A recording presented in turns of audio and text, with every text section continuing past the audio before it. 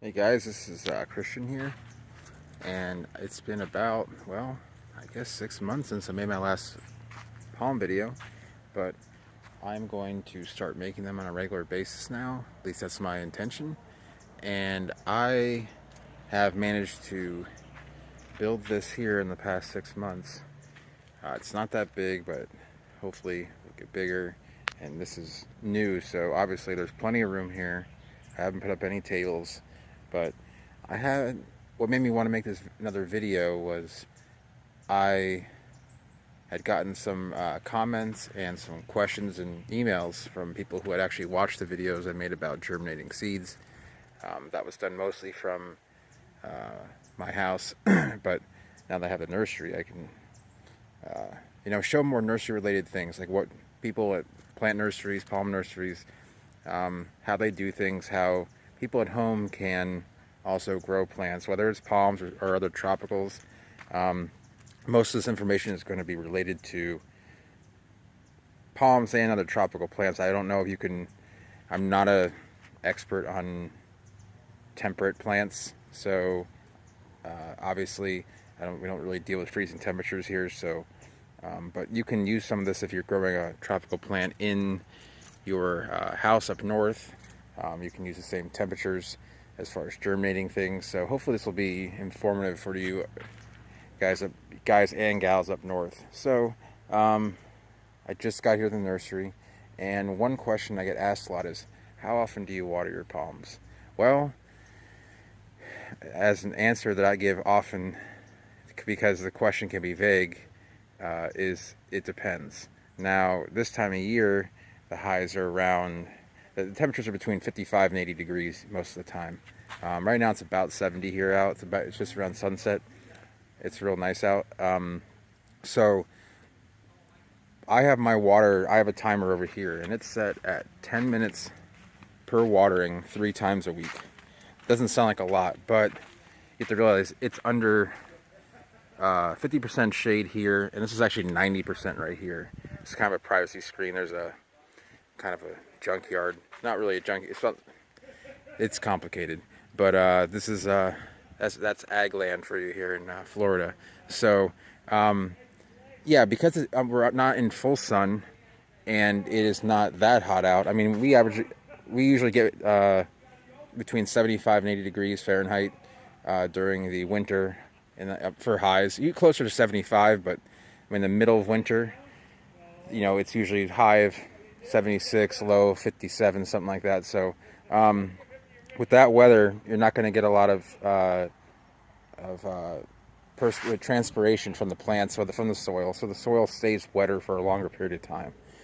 So as a result, you're going to want to water less, because if you water too much and it's cold out, you're just going to give your plant cold, wet roots, and that's kind of for palms, that is a recipe for disaster. It's easier for them to rot off. You just don't want that. Now during the summertime, when highs are in the low 90s and lows are upper 70s, then you're going to want to water 5 days a week, maybe for a longer period of time. It really depends on how. As you can see, the last time the water was here, it rained, or it hasn't rained here in a very long time. This is way out on Bear Island, but the last time it rained here was a while. But the last time I set the irrigation for was Wednesday at 7:30 p.m. and it is now Friday at 5:30, 6 p.m. So you can see some of this stuff, some of the 1 gallon pots here. Some are wet, some are dry. It really depended on how, sometimes the soil is better draining, because I do mix this, so it isn't perfect all the time. So these guys might not be getting as much water. I mean, these guys will all be getting the same amount of water. Some just drains faster. So when you have smaller plants like this here, you want to make sure that you're getting enough water here, because these can dry out very fast, especially if you're in full sun. And or it's very windy. Now that happens here in Florida quite a bit in the wintertime. We get these strong winds. We had winds that blew this privacy screen just wide open. And so as a result, when that happens, your soil will also dry out, and you want to make sure that doesn't happen. You don't want it to dry out completely, but you want to start, when that happens, that's right when you want to water again. It's hard to get a perfect thing going, but you want to make sure that you get consistent water. You don't want it to dry out for 2 or 3 days and then water. I mean, the plants will likely be okay, but you're just not going to get optimal growth. Obviously, I've been here in about 4 days, so there's a little bit of weeding to be done. Then again, it's still I'm just starting to bring plants in here. So one thing that I use that I find really nice is this is a battery operated timer. Now I'm using this because there's no power within about 100 yards of this actual point, and you just set it up, and this gives me the time, so that's 5:53.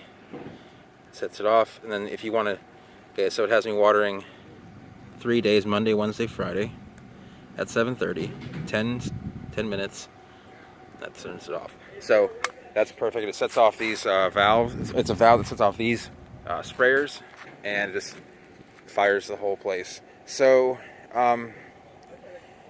yeah, that's basically for watering. It depends on, if you have more sun going to your plant, it's going to dry out faster, or more sun and heat.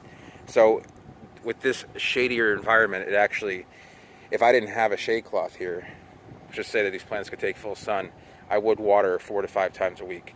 But because there's 50% shade, meaning only half the sun is coming through, probably a little bit less because of this cloth here, because the sun is coming from the south, which is over here. They're not going to transpire as fast. So I'm only watering 3 days a week. And also depends on the size of your plant. And, if you have a bigger plant that you can put how you water too depends. This finer spray, as opposed to, like, say, a hose, will not penetrate as well if you don't water as much. So if you only water for 2 minutes, you better water with like a hose like that, where if you water with these fine sprayers, or you're going to water for longer in order to let the water kind of like penetrate the soil deep enough. So that is basically how I water my plants. And it really just, like I said, depends on sun, heat, and wind. A windy event will cause your plants to also dry out. So anyway, I wanted to answer that, and I'll be making more videos. Sorry these aren't like well edited. I don't have any editing software. I'm just kind of doing this on the fly, so you might have some outside noise as well. I appreciate you guys watching. If you enjoy the video, have any questions or comments, feel free to send them down below and I will answer them. And thanks for watching. Have a good weekend.